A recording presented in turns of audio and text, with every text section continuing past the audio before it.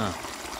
Tilaknagar company, Belapur Dighe road, Ahilyanagar या ठिकाणी असणारी कंपनी गेल्या अनेक वर्षापासून चालू आहे आणि त्या कंपनीचे केमिकलयुक्त पाणी आमच्या जमिनीमध्ये उतरलेले आणि त्या पाण्यामुळे हे बघा तुम्ही बघू शकता अशा पद्धतीचं पाणी आणि हे पाणी आम्ही ह्या जमिनीला देतोय, पण ह्या जमिनीमध्ये आम्हाला कुठल्याही प्रकारचं उत्पन्न भेटत नाही।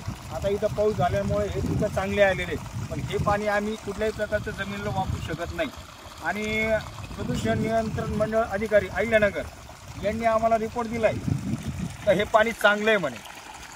बघू शकता तुम्ही हे रिपोर्ट असे दिले तर हे पाणी जमिनीसाठी योग्य आहे। आता तुम्ही हे पाणी बघू शकता तर हे पाणी जमिनीसाठी चांगलं आहे का? त्यानंतर आम्ही वारंवार तक्रारी केलेल्या, आंदोलनं केलेले, उपोषणं केले। आता अहिल्यानगरमध्ये प्रांत अधिकारी, तहसीलदार, कलेक्टर यांना सगळ्यांना निवेदन दिलेले, तरी देखील कुठल्याही प्रकारची कारवाई केली नाही। त्यानंतर आता मुंबई या ठिकाणी आझाद मैदान या ठिकाणी आम्ही उपोषण आंदोलन आमचे चालू आहे, तरी देखील आमदार, खासदार, मंत्री फडणवीस साहेब, शिंदे साहेब यांनी कुठल्याही प्रकारची दखल घेतली नाही। आता हे सरकार हिंदुत्ववादी सरकार असून तरी देखील, आता हिंदुत्ववादी सरकार असून देखील समजा आम्ही हिंदू आहे तरी देखील या हिंदूला न्याय भेटत नाही। आता आम्ही न्याय मागायचा कोणाला?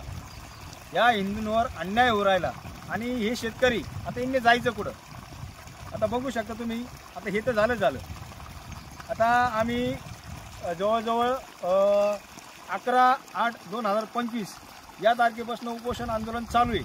आज जवळजवळ आज 21 तारीख आहे, तरी देखील कुठल्याही प्रकारची शासनाने दखल घेतली नाही।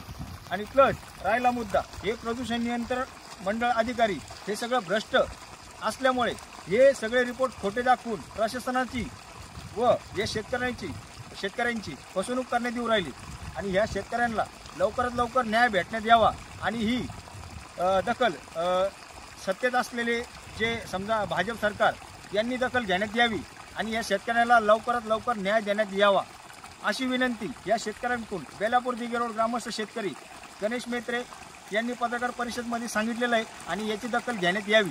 धन्यवाद। अशा प्रकारचं हे लाल पाणी, आता हे लाल पाणी आम्ही जमिनीसाठी कसं वापरायचं आणि गायांना कसं पाजायचं? या पाण्यामुळे आरोग्याला सुद्धा धोका निर्माण झालेला आहे आणि हे वयोवृद्ध व्यक्ती यांना दम्याचा त्रास होतोय आणि गाया सुद्धा आमच्या या पाण्यामुळे मरू लागले, कारण आम्हाला पिण्याचं पाणी कंपनी देत आहे, पण आता हे पाणी आम्ही गायांना कसं पिण्यासाठी द्यायचं? बरोबर आहे का नाही? आणि ह्या शेतकऱ्यांना लवकरात लवकर न्याय भेटण्यात यावा आणि याची शासनाने लवकरात लवकर दखल घेण्यात यावी आणि ही जी प्रदूषण नियंत्रण मंडळ अधिकारी जे आहेत यांच्यावर लवकरात लवकर कारवाई करण्यात यावी, कारण हे खोटे रिपोर्ट दाखवून या शासनाची आणि शेतकऱ्यांची दिशाभूल करण्याचं काम करत आहे। आणि लवकरात लवकर हे शेतकरी आणि आपले प्रदूषण नियंत्रण मंडळ अधिकारी यांना बॉडीवरून बरखास्त करण्यात यावे आणि यांच्यावर लवकरात लवकर कारवाई करण्यात यावी, कारण हे शेतकऱ्याची फसवणूक करतायत। डायरेक्ट अशा पद्धतीचं पाणी असून देखील सुद्धा म्हणतात की हे पाणी चांगलं आहे।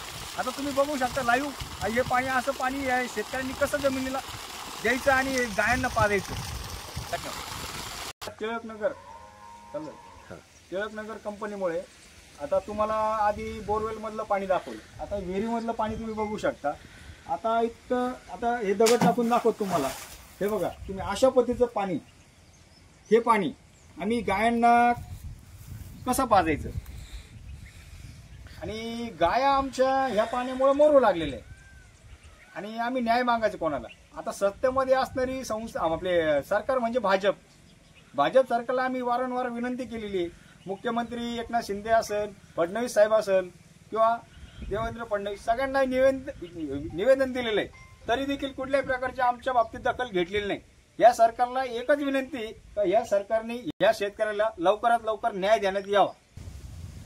बेलापूर दिघे रोड, तालुका श्रीरामपूर, जिल्हा अहिल्यानगर या ठिकाणी असणारी टिळकनगर इंडस्ट्रीज कंपनी गेल्या अनेक वर्षापासून चालू आहे आणि त्या कंपनीमुळे या भागातील शेतकरी यांच्या जमिनीमध्ये लाल पाणी उतरल्यामुळे या शेतकऱ्यांचे मोठ्या प्रमाणात नुकसान होत आहे आणि त्या पाण्यामुळे या भागातील शेतकऱ्यांना आरोग्याला देखील धोका निर्माण झालेला आहे। यांना म्हणजे त्वचा रोग होणे, वयस्कर व्यक्ती म्हणजे वयोवृद्ध व्यक्ती यांना दम्याचा त्रास होणे आणि हे भागातली शेतकऱ्यांच्या गाया, आता शेतकऱ्यांचं उत्पन्न साधन म्हणजे शेती, आता शेती व उत्पन्न साधन म्हटल्यानंतर ह्या लाल पाण्यामुळे ह्या गाया मरू लागलेल्या आहेत। आम्ही त्या व्हिडिओमध्ये दाखवलेलं हे पाणी कशा प्रकारचे, आणि प्रदूषण नियंत्रण मंडळ अधिकारी अहिल्यानगर यांनी रिपोर्टमध्ये दाखवलंय की हे पाणी चांगलंय।